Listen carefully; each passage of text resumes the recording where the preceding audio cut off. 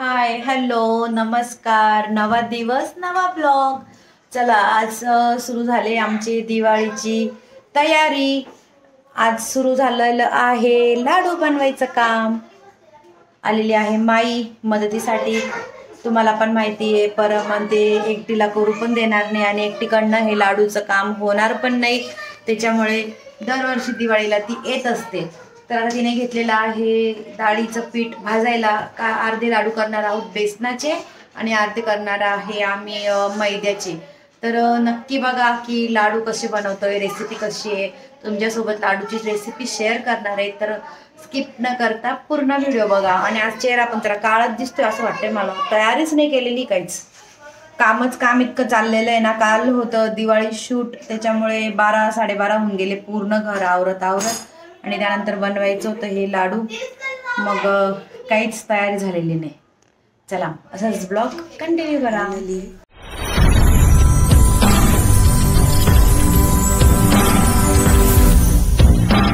सुरू झालेलं लाडू बनवण्याचं काम.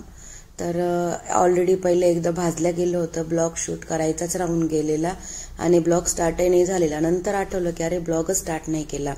मग आता बनवतोय आम्ही पहिले बेसनाचे लाडू.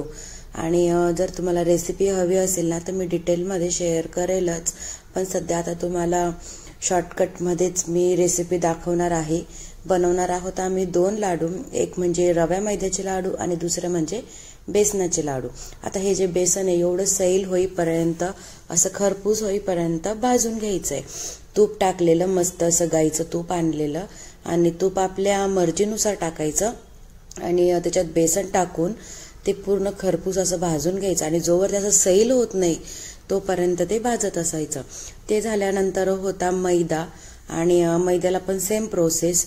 पहिले कढईमध्ये तूप घेऊन मैदा आहे की तो पण असा पूर्ण सैल होईपर्यंत भाजत राहायचा. म्हणजे त्याचा पूर्ण जो कलर आहे तो चेंज होऊन जातो. आणि तूप आम्हाला थोडं जास्तच लागतं लाडूंसाठी, त्यामुळे तूप हे आम्ही नेहमी जास्त टाकत असतो. पण असं नाही आहे की फक्त मैदाच टाकलेला आहे किंवा बेसन पीठच टाकलेलं आहे, तर तसं नाही आहे. एक व्हिडिओ घ्यायचा राहून गेला रवाचा, की वाटीभर रवा जो असतो तो पण आम्ही बेसनच्या पिठामध्ये टाकतो आणि वाटीभर रवा असतो तो मैद्याच्या लाडूमध्ये पण टाकतो. तर ते मी घ्यायचं विसरून गेली, कारण खूप सारी घाई असते, धावपळ असते, कामं पण चालू असतात. त्याच्यामुळे अर्धा व्हिडिओ होतो आणि अर्धा होतच नाही. तर मैदा पण असा मस्त सैल होईपर्यंत भाजून घ्यायचा. आणि जो रवा आहे तो भाजलेला असतो तो थोडा थंड झाला की त्याला दूध लावायचं आणि थोडा वेळ राहू द्यायचं, जेणेकरून दूध मुरतं आणि असा रवा कचकच लाडूमध्ये लागत नाही. त्यानंतर जो रवा आहे तो त्याच्यामध्ये टाकला बेसन पिठाच्या ह्याच्यात, तो पण मिक्स करून घेतला आणि नंतर टाकली पिठी साखर, ती पण त्याच्यात मस्त अशी छानशी मिक्स करून घेतली. आणि नंतर बांधायला लागलो डाळीच्या पिठाचे लाडू. तर कसे वाटतायत लाडू नक्की कमेंट करा. आणि तुम्हाला छोटे छोटे वाटत असतील तर हो, असे मीडियम साईजचे आम्ही बांधत असतो लाडू. असं खूप सारे मोठे बांधत नाही. आणि पसारा तर विचारूच नका, थोडाफार खुर्चीवर आज पसारा पडलेलाच आहे. कारण तुम्ही कालचा व्लॉग बघितला दिवाळी शूटचा, खूप असं थकायला झालेलं आहे. एक दिवस शॉपिंग, एक दिवस दिवाळी शूट, लगेच तिसऱ्या दिवशी लाडू, असं म्हणजे खूप सारं एकामागे एक आलेलं ना, त्यामुळे थकणं पण तसंच झालेलं आहे. पण काय करणार, आता दिवाळी तर बनवावं लागेलच. आणि इकडे होते सगळे बसलेले कॉटवर, की ज्यांचं मस्त चायनीज खायचं काम चाललेलं. काल होता संडे आणि आज आता लाडू बनवावे की स्वयंपाक करावा हा मोठा प्रश्न आहे. घरी 7 वाजले संध्याकाळचे. बघा दाखवते बघ, घड्याळात वाजत आले 7:15 आणि माझा इकडे सगळा स्वयंपाक झालेला आहे. इकडे केली आहे भाजी, तिकडे केल्या भाकरी, आता लावायचा आहे भात. आणि तुम्हाला वाटते की स्वयंपाक झाला तर माई काय करते, तर माई करते आहे आता चिवडा. आता ती आली आहे म्हटल्यावर सगळंच होऊन जाईल ना. लाडू पण झाले 2 प्रकारचे आणि आहे टाइम, तर म्हटलं चल चिवडा बनवून घेऊ दिवाळीचा. तेवढंच एक एक काम संपून जातं. तर आता ती करते आहे मस्त असा चिवडा. आणि संडे आवाज आला माई शलक, माई शलक, काय पाहिजे तुला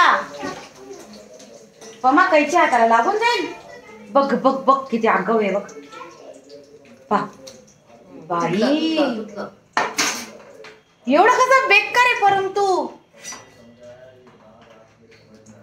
किती आगाव आहे. एवढी मोठी कैची घेऊन स्वतः फोडलं. खरंच ना. आता बघा इकडे मस्त रेडी होतोय छान असा चिवडा. आणि संडे असल्यामुळे तुम्हाला माहितीच आहे संडे असल्यावर आम्ही काय खातो, तर तेच बनवलं आहे नॉनव्हेज. तर चला मग तुमच्यासोबत मी शेअर करते की माई कसा चिवडा बनवते किंवा कसं काय होतंय सगळं. चला मग असाच ब्लॉग कंटिन्यू करत राहा. संध्याकाळचे 5 वाजून गेलेले. मग मी तिला म्हटलेले की थांब जेवणच जा. आणि मग बहीण असो की आई असो, थोडा टाइम भेटला की त्यांना असं वाटतं की एखादं एक्स्ट्रा काम होऊन जाईल, कारण तुझ्या मागे पण 2-2 लहान मुलं आहेत. तर पुन्हा ती लगेच बोलली की चल आपण पहिले चिवडा बनवून घेऊ. ऑलरेडी सगळं मटेरियल आणलेलंच होतं. मग पुन्हा ती बसली चिवडा करायला आणि चिवडा करायचं त्यांनी करून घेतलं. तर तुम्ही म्हणाल चिवड्यामध्ये काहीच टाकलं नाही, फक्त शेंगदाणे टाकले. हो, ते सुद्धा मी कमी टाकले, कारण मुलं लहान आहेत आणि सगळं ते चिवड्याच्या बाहेर काढून ठेवतात आणि त्यांना चिवड्यामध्ये फरसाण आवडतं लहान मुलांना माझ्या. त्यामुळे मी चिवड्यामध्ये बाकीचं मटेरियल न टाकता फरसाण टाकून देत असते. नाही तर होतं काय, दरवेळेस फरसाण पण दे चिवडा पण दे, मी असते कामात, मग त्यांना कोण ते मिक्स करून देणार. त्याच्यापेक्षा जेव्हा मी चिवडा बनवते ना तेव्हाच फरसाण मिक्स करून देते, कारण तेच खातात. आपल्याला तर टाइमच भेटत नाही खाण्यासाठी. त्यानंतर तिने घेतले लाडू डब्यामध्ये भरायला. तुम्हाला इथे 2 प्रकारचे लाडू दिसताय, पण मैद्याचे लाडू बांधताना, रव्या मैद्याचे लाडू बांधायला म्हणजे ब्लॉक करायचंच आम्ही विसरून गेलो.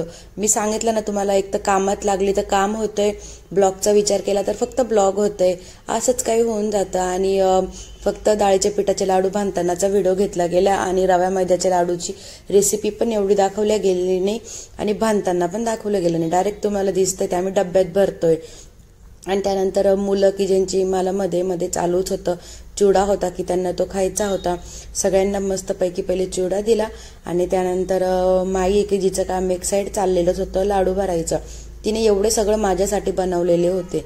पण मग आपण म्हणतो ना, बहीणच असते, तिच्यामध्ये जीव अटकतोच. मी तिला म्हटलं एवढे मला द्यायचं काहीच काम नाही, एवढे 2-2 किलोचे लाडू. मग मी काय बोलली तिला की यातले अर्धा किलोचे तू घेऊन जा, तू पण 1 किलोचे ठेव, मलाही 1 किलोचे ठेव, बाकी नंतर तू पण घरी लाडू बनवत बसू नको, कारण ती पण घरी एकटी असते. बनवणं हे एकटीचं काम नाही, कारण पूर्ण दिवस निघून जातो आणि ती पण एक्स्ट्रा क्लासेस वगैरे घेत असते मुलांचे, त्यामुळे तिलाही टाइम नसतो. त्यामुळे मी काय ठरवलं की अर्धे तू घे आणि अर्धे मी घेते. यालाच तर आई किंवा बहीण म्हणतात, हो की नाही. आणि ती तिकडे माझ्यासाठी भरत होती, इकडे मी तिच्यासाठी भरत होते. आणि माझा परम आहे की जो मध्ये मध्ये त्याचं करणं काही थांबतच नव्हतं. आता पण मध्ये व्हॉइस ओव्हरला स्टॉप झाला, कारण बोलवलं होतं परमने खाली.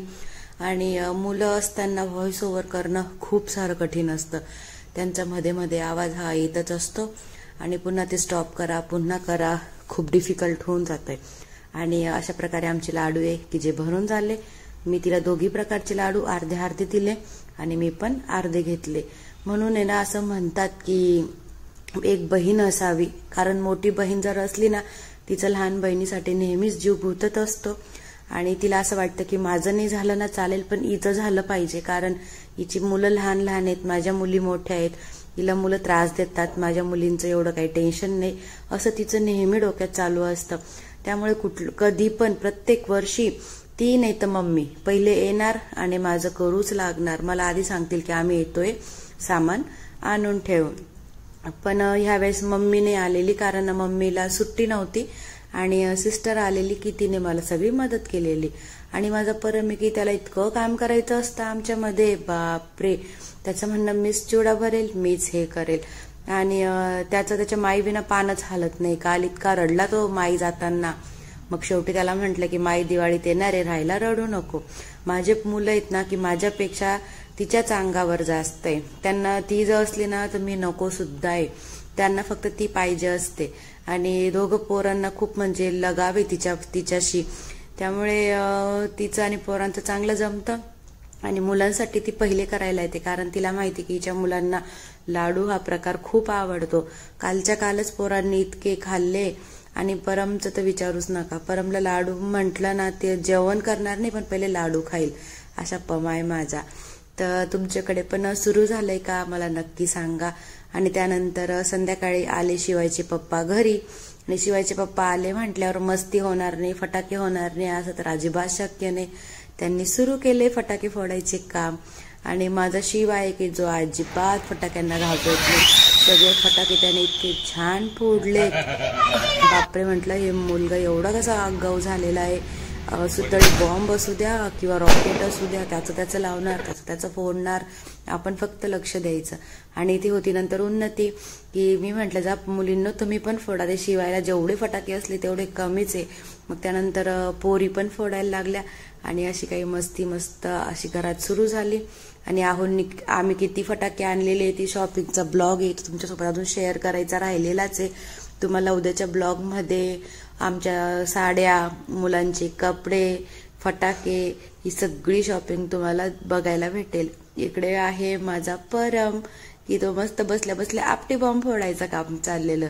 स्वतः मात्र आपटी बॉम्ब फोडतो आणि आम्हाला म्हणायचं तुम्ही फटाके फोडू नका. इतका तर माझा परम आगाऊ आहे. समू आमची खूप घाबरते फटाक्यांना, पण तिचे काका आहे तिला बोललेस तू जायच आणि तुला फोडावंच लागेल.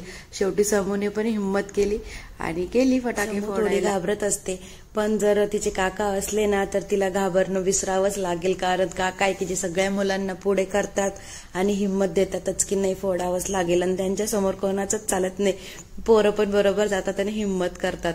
माझा शिवाय बघा ना एवढा छोटा आहे तरी कुठलाच फटाका नाही की जो फोडत नाही, सगळ्या प्रकारचे फटाके फोडतो. माझ्या परमने बघा काय उचलून आणले, सुतळी बॉम्ब, आणि चाललेलं की सुतळी बॉम्ब फोडायचं. इथे बघा शिवायचं बडबड इतकी चाललेली होती. आणि इकडे माझा परम आहे की मस्त शांत असा बसून बघत होता गंमत, कारण आहे ना त्याचं ऑलरेडी सगळं झालेलं होतं फोडून. त्याचे आपटी बॉम्बच त्याने किती वेळ फोडले आणि त्यानंतर सगळे फोडायला लागल्यावर तो बसला शांत. आणि समूला पुन्हा आम्ही दिलं एक फुल झाडं लावण्यासाठी, पण ती घाबरत होते, पण नाही तिचे काका की तिला घेऊनच गेले आणि करावंच लागेल. असं बघा केवढं हसू आलं चेहऱ्यावर लावता आलं तर. म्हणजे असं मुलांना आपण जर हिंमत देऊ ना तरच मुलं पण करतील असं असतं. आणि जर मम्मी पप्पा जसे असतात ना तसे मुलं पण असतात, हे काही खोटं नाही असं. कारण माझी आणि आहूंची किती मस्ती चालते फटाके फोडताना, त्यामुळे आम्हाला बघून बघून आमचे पोरं पण तसेच होऊन चाललेले. खरं तर सगळे म्हणतात डेंजर आहेत, फॅमिलीज डेंजर असं आम्हाला म्हणतात. त्यानंतर माईला पण आहूंनी काढलं बाहेर की तू फटाके फोड, आणि चालू होता मस्त असा एन्जॉय. कसं वाटतंय तुम्हाला नक्की कमेंट करा. नंतर तिला बोलले की कर दिन दिवाळी. खरंच, आणि ना ते दोघं एकमेकाला भाऊ बहीण मानतात त्यामुळे मजाक ते दोघींची चालूच असते. तर कसा वाटतंय ब्लॉग नक्की कमेंट करा. व्हिडिओ आवडला असेल तर लाईक करा, आणि तुम्ही कोणी नवीन असाल चॅनलवर तर सबस्क्राईब करायला अजिबात विसरू नका. चला भेटूया नेक्स्ट व्लॉग मध्ये.